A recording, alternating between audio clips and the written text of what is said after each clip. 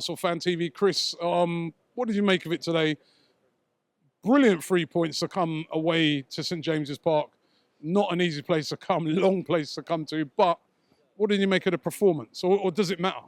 I think it's very much a case of job done today. I mean, I think we do deserve credit. You just said it yourself, but we're away from home and we controlled the match basically from start to finish. And the fact that Newcastle got a man sent off, in my eyes, didn't actually change our task that much, because every week we're faced with the same conundrum, trying to break down a team that's... Every team in the league parks the bus against us, apart from Man City and maybe Man United as well. Every other team, even Chelsea, the champions, park the bus. And so it's the, finding a solution to getting past, a well-organised team. And Newcastle are very well-organised. I mean, they got a clean sheet last week. McLaren's a good coach. So, but I think there was reason for optimism, because I'm looking at over the last few performances of the start of the season, and even though we performed quite averagely, we've actually had the most shots out of anyone in the Premiership, even more than Man City. So we had 62 shots. On target?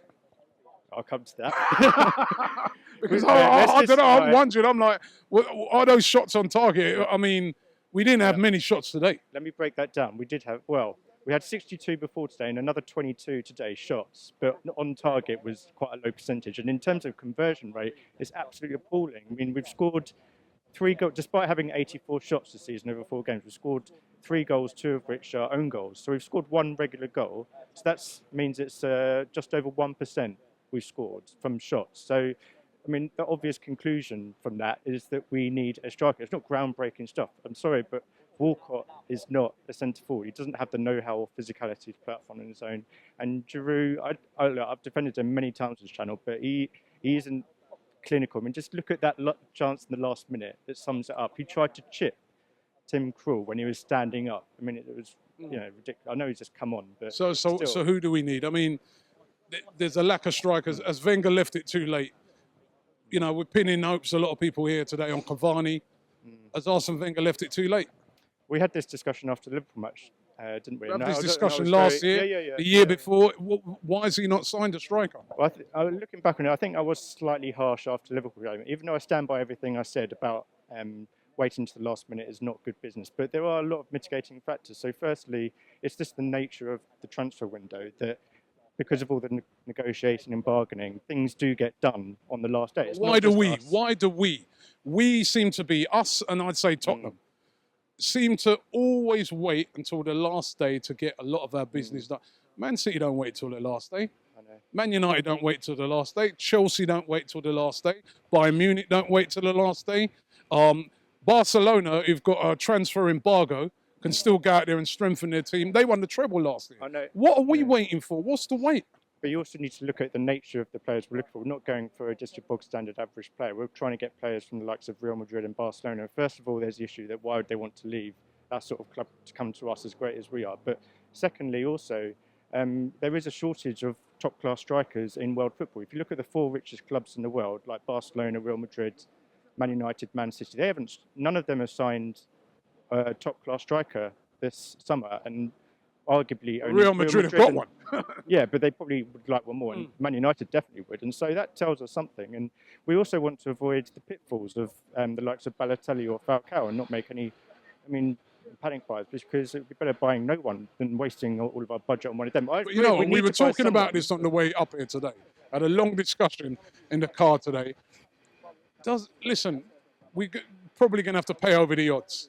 We know we're going to have to pay over the odds. We're not going to get no bargain. Why don't we just go in and just put the money down on the table for one of these big names and see what happens? Do you know what? I'm not completely sold on the idea of a big name anyway, like Benzema and Cavani, because it's arguable whether they're world-class or whatever. Anyway, you could argue for and against. But if you look at our best strikers, Henry and Ian Wright, they were not classed as world-class before they came to Arsenal. Ian Wright came from non-league and then to Palace, and then we signed him. And Henry was struggling at Juventus before he came to Arsenal. But Ian Wright was prolific before he came to Arsenal. He had a massive reputation when we signed him, right? Yeah. So, but it just doesn't seem it's the last minute thing that bugs me. Why always last minute? Well, it's the nature of the transfer window. Now, I don't agree with the transfer window. I think it should be shut before. I don't even think there should be a transfer window, because it's ridiculous. It's a restraint of trade. It's like if you went to any other industry. But there is a transfer window. We don't care about restraint of trades. We don't care about if it's going to be an extra 5 million. Arsenal fans who've travelled all the way up here today want Yeah. to see a big name striker get done, or somebody. Yeah.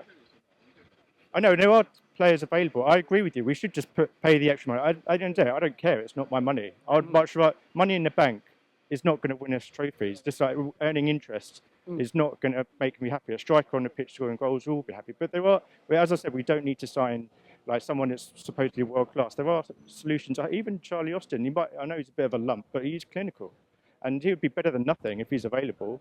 Daniel Sturridge, I mean, I don't know. Why do we have to wait for players that are available? We are Arsenal. We're one of the biggest clubs in the world. I'd like to see us be a bit more aggressive and actually go in for a player that isn't necessarily available, like teams have done to us in the past, and just, lay the money down and, be aggressive. We've got the money, so there's no reason why not. But anyway, Tuesday, I hope you've got your yellow tie ready. It's going to be a long day. It is going to be a long day. You're in charge. Yep. Who's the striker you're bringing in? You've got £60 million to spend. Okay. Striker and a defensive midfielder. Go. Cavani. That's Cavani. 40 million done. You've got 40 20 million. left. See, that's the thing about the holding midfield. Though. It's hard. It's not, I mean, that's Well, why you've got the money, man. Wanyama.